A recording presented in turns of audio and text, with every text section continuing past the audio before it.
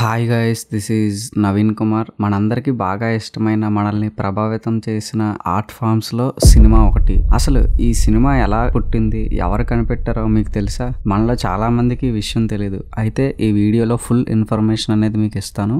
ఈ video start చేసే ముందు ఈ వీడియోకి అయితే ఒక లైక్ చేసి మన ఛానల్ని సబ్స్క్రైబ్ చేసుకోండి. సినిమా అనేది ఒకరి చేత కనుక్కోబడలేదు, ఒక బల్బులా ఒకరి చేత ఇన్వెంట్ అవ్వలేదు. ఒకరి నుండి ఒకరికి రోజు రోజుకి సినిమా ఎవాల్వ్ అవుతూ వచ్చింది. అది ఎంతలా అంటే బ్లాక్ అండ్ వైట్ నుంచి ఈ రోజు మనం 12K రెజల్యూషన్ లో షూట్ చేస్తున్నాం అంటే దానికి కారణం ఈ ఎవల్యూషనే. సినిమాకి యొక్క మరో పేరు ఏంటంటే మూవీ, ఫిలిం అని కూడా అంటారు. వాటికి యొక్క అర్థాలు ఇప్పుడు తెలుసుకుందాం. ఫిలిం అంటే సినిమా తీయడానికి ఉపయోగించే ఒక వస్తువు. అదే మూవీ అంటే మూవింగ్ ఇమేజెస్ అని వస్తుంది.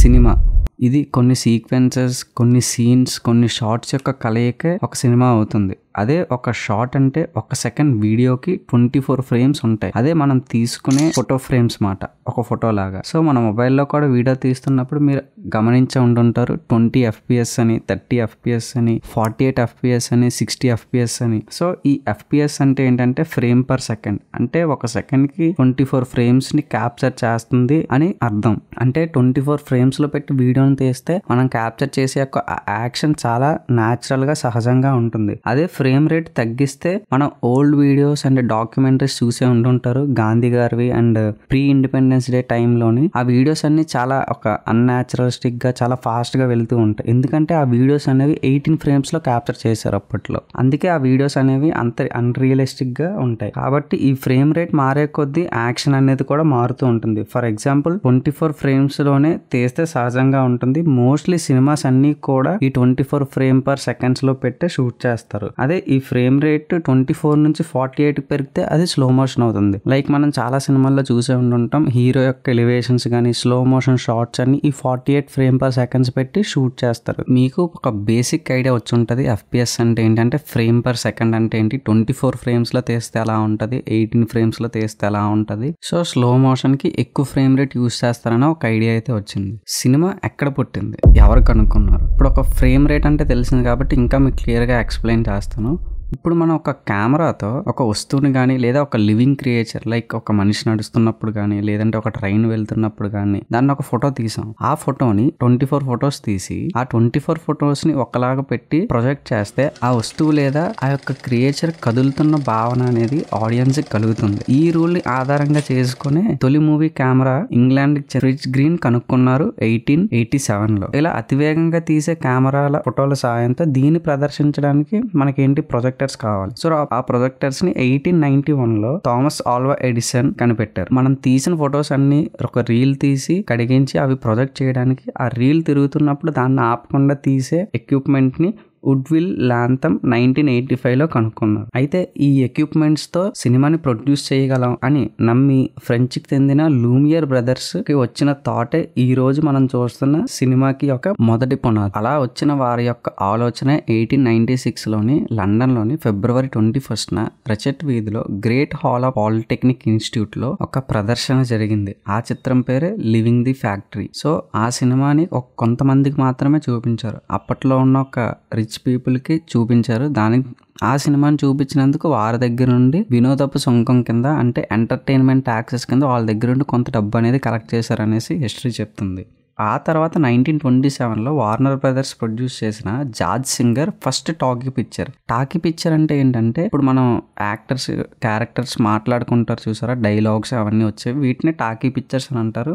ఈ సినిమాలో 40% మాత్రమే డైలాగ్స్ ఉండేవి. ఆ తరువాత ఫుల్ లెంత్ టాకీ సినిమాగా షోబోట్ అనేది రిలీజ్ అయ్యింది. సో అలా ఇంగ్లాండ్ లో పుట్టి అమెరికాలో డెవలప్ అయ్యి ఒక హాలీవుడ్ గా స్థిరపడింది. అలా మనం ఎన్నో మంచి సినిమాల్స్ అని, ఎన్నో అడ్వెంచర్ సినిమాల్స్ అన్ని ఈ హాలీవుడ్ నుంచి మనం చూసాం. మీరు కూడా ఎక్స్పీరియన్స్ చేసి ఉంటారు. అయితే హాలీవుడ్ నుంచి అక్కడే ఉండిపోకుండా సినిమా అనేది అక్కడ నుంచి ట్రావెల్ అవుతూ వరల్డ్ వైడ్ గా విస్తరించింది. ఈ సినిమా కూడా అలా మన ఇండియాలోకి వచ్చింది. సో మన ఇండియాలో సినిమా ఎలా మొదలైంది, అసలు మన ఇండియన్ ఫస్ట్ సినిమా ఏంటి అనేది మీకు తెలుసా? తెలిస్తే కామెంట్ చేయండి. ఒకవేళ తెలియకపోతే ఈ వీడియో లాస్ట్ వరకు చూడండి, నేనైతే ఎక్స్ప్లెయిన్ చేస్తాను. 1896 లో ఫెబ్ 21 లో ఫస్ట్ సినిమా ప్రొజెక్షన్ జరిగితే అదే సంవత్సరంలో జూలై 7న లూమియర్ బ్రదర్స్ 6 సైలెంట్ ఫిల్మ్స్ ని మన ఇండియాలో ప్రదర్శించారు. ఆ తర్వాత 1899 1990లో హరిశ్చంద్ర భట్ వడేకర్ ఇంగ్లాండ్ పీపుల్ ఒక సహాయంతో ఒక 2 చిన్న చిత్రాలని ప్రొడ్యూస్ చేసి రిలీజ్ చేశారు. అయితే 1913లో మే 3వ తేదీన ఓన్లీ మన భారతీయులతో తీసిన సినిమాయే రాజా హరిశ్చంద్ర అనే సినిమా తీశారు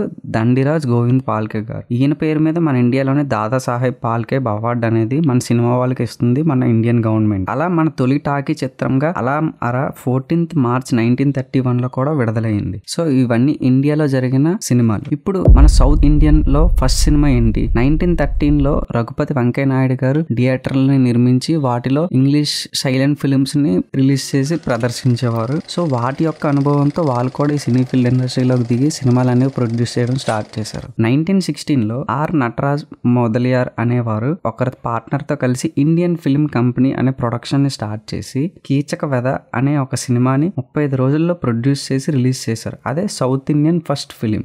మొదలియార్ తర్వాత రఘుపతి వెంకయ్య గారు వారి కొడుకు ఆర్ఎస్ ప్రకాష్ గారు కూడా కలిసి కొన్ని మూకీ చిత్రాలని అంటే సైలెంట్ ఫిలిమ్స్ ని ప్రొడ్యూస్ చేశారు. ఈ విధంగా మనం సౌత్ ఇండియన్ లోని సినిమా ప్రొడ్యూస్ చేయడం, సినిమాని నిర్మించడం అనేది మొదలైంది. ఇప్పుడు మనం తెలుగులో చూద్దాం. తెలుగులో ఫస్ట్ సినిమా ఏం రిలీజ్ అయింది? రఘుపతి వెంకయ్య గారు ఆర్ఎస్ ప్రకాష్ గారు దర్శకత్వంలో ఆయన హీరోగా ఒక ఇంగ్లీష్ అమ్మాయిని హీరోయిన్ గా పెట్టి భీష్మ ప్రతిజ్ఞ అనే సినిమాని తీశారు 1922లో. 1926లోని సి పుల్లయ్య గారు కాకినాడలో భక్తి మార్కండేయ అనే చిత్రాన్ని తీసి, కాకపోతే ఈ చిత్రాన్ని థియేటర్ లో ఉన్న తెరపైన ప్రదర్శించకుండా ఒక గోడ పైన ఈ సినిమాని ప్రదర్శించారు. అయితే ఈ చిత్రాలన్నీ మూకీ చిత్రాలే, అంటే సైలెంట్ ఫిలిమ్స్. పాత్రలు తెలుగులో డైలాగ్ చెప్పడం అప్పటి వరకు ఆడియన్స్ కి ఏమీ తెలియదు. సో తొలి భారతీయ టాకీ చిత్రమైన అలాం అరా 1931లో రిలీజ్ అయితే అదే సంవత్సరంలో హెచ్ఎం రెడ్డి గారు బొంబాయిలోని భక్త ప్రహ్లాద సినిమాని తీశారు. మార్చ్ 14 అలాం అరా రిలీజ్ అయితే సెప్టెంబర్ 15 తొలి టాకీ తెలుగు చిత్రం మన తెలుగు స్టేట్స్ లో రిలీజ్ అయింది, అదే భక్త ప్రహ్లాద. సో